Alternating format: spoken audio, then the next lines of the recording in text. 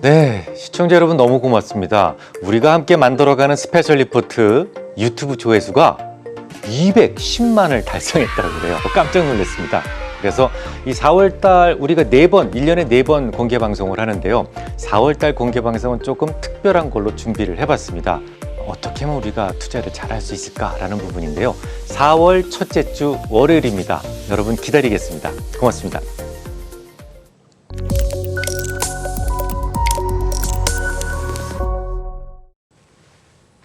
네, 계속 어려운 이자 비용과 상각 이야기인데요. 우리 한번 이렇게 생각을 해보죠. 좀 쉽게 이 디스카운트 채권은 이자를 시장 이자율에 비해 적게 준다고 그랬어요. 그래서 싸게 파는 거죠.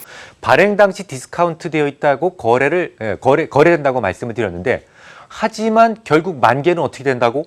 파가격으로 수렴한다고 그랬어요. 점점 가치가 높아지는 거죠. 이 말은 시간이 지나면서 이 장부 가치가 매 기마다 상승한다는 것을 의미합니다. 자, 장부 가치가 상승한다. 이 부분에 유념하셔서 따라와 주시기 바랍니다.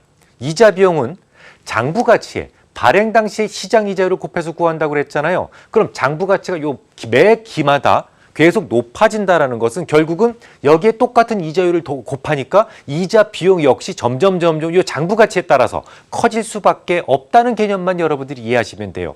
그마저도 어렵다면 패스하셔도 되는데요. 그냥 이렇게 생각하셔도 됩니다. 프리미엄은 점점 좋아진다. 디스카운트는 점점 나빠진다. 이 정도로 이해를 하고 계셔도 좋습니다. 그러면 실제 채권의 발행 형식이 기업의 재무제표에 어떤 영향을 미치는지를 살펴보겠습니다. 먼저 대차대조표에는 어떤 영향을 미치게 될까요?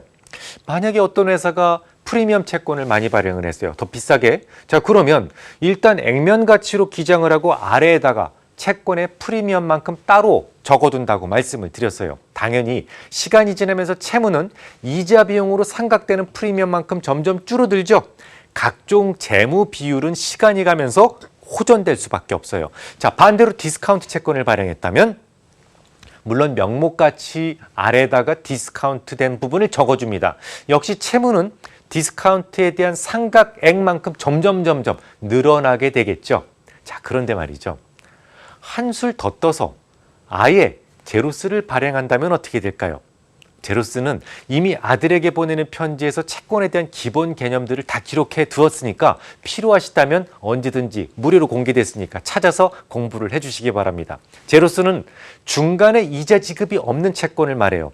현재 액면에 대해서 발행 당시에 이자율로 할인한 가격으로 현재 거래 가격이 결정된다고 말씀드렸어요. 예를 들어서 1년 만기의 제로스가 1억 원의 액면가를 가졌어요. 그럼 1억 주고 사는 게 아니죠. 자, 시장 이자율이 5%라면 딱 1년 남았을 경우에 할인을 하면 9,523만 8천 원의 거래가 되어야만 정상입니다. 이 말은 9,523만 8천 원에 대한 원금과 이자를 합쳐서 1년 후에는 얼마를 준다? 1억 원을 한꺼번에 내어준다라는 의미를 가지고 있어요.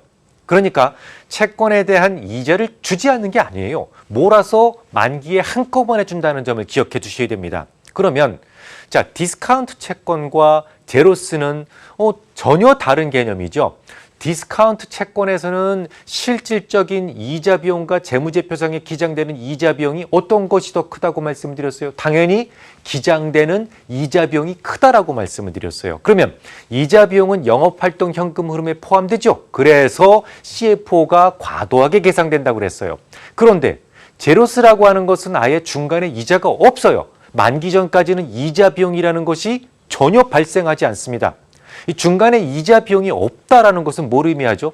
CFO로 이자 지출이 전혀 없다는 것을 의미하고, 이것은 CFO의 극단적 과대 계상을 만들게 됩니다. 과평가, 과대평가. 왜 극단적으로 과대하게 계상됐겠어요?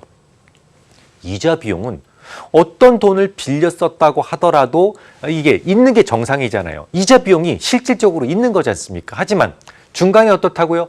이자로 나가는 비용이 장부상에 전혀 기장되지 않아요. 그러면 실제로 분명히 이자 비용이 있어야 되는데 장부상에 그 비용이 사라지게 되는 거죠. 그러면 이자 비용은 극단적으로 작아 보이게 되는 거예요. 당연히 CFO는 극단적으로 커 보이게 됩니다. 그러니까 단지 제로스를 잔뜩 발행한 것만 가지고도 영업활동 현금 흐름을 크게 부풀려서 위장시킬 수 있다는 얘기가 됩니다. 자, 영업활동 현금 흐름이 좋아 보인다는 것은 실제로 이 회사가 이룬 성과에 비해서 장부 가치가 좀 더 과대평가되어 있다, 더 부풀려 있다, 좋아 보이게 된다라는 거예요. 그러면 여러분들이 어떤 회사를 매수하려고 그래요? 분석하다 보니까 재무제표에 제로스가 잔뜩 발행돼 있어요. 그럼 여러분들은 어떻게 생각을 하셔야 되겠습니까? 적어도 그 제로스가 모두 청산되기 전까지는 이 회사에 발표되어 있는 이자 보상 배율이라든지 혹은 영업활동 현금 흐름 이런 것들은 전체 다 믿을 수 없다는 얘기가 됩니다. 이 회사의 실질적인 실적에 비해서 훨씬 더 좋게 포장되어 있다는 것을 의미해요. 실제로 제로스는 단기채가 대부분이고 신용도가 낮은 기업들이 가장 많이 발행하는 만큼 매우 각별한 주의가 필요합니다. 그러면 실제로 있었던 저의 예를 한번 들어볼까요? 제가 근무하고 있는 지점은 클럽원 지점이라는 곳인데요.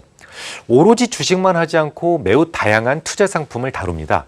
얼마 전에 사모 형태로 연리 12% 수준의 투자 자산을 검토한 적이 있었는데요. 볼 때 영업활동 현금 흐름이 매우 좋았었습니다. 그런데 저는 투자를 포기해버렸어요. 그 이유가 뭘까요? 이자 비용이 제대로 계상되어 있지 않다는 것을 저는 봤기 때문입니다. 말 그대로 극단적으로 과대평가되어 있었어요. 눈에 불을 켜고 고객을 지키려는 전문가들은 많지 않습니다. 내 소중한 자산에 대해서 가장 애착을 가진 사람은 이 세상에 오로지 여러분 자신이라는 점을 명심하시기 바랍니다. 다음 주에 뵙겠습니다.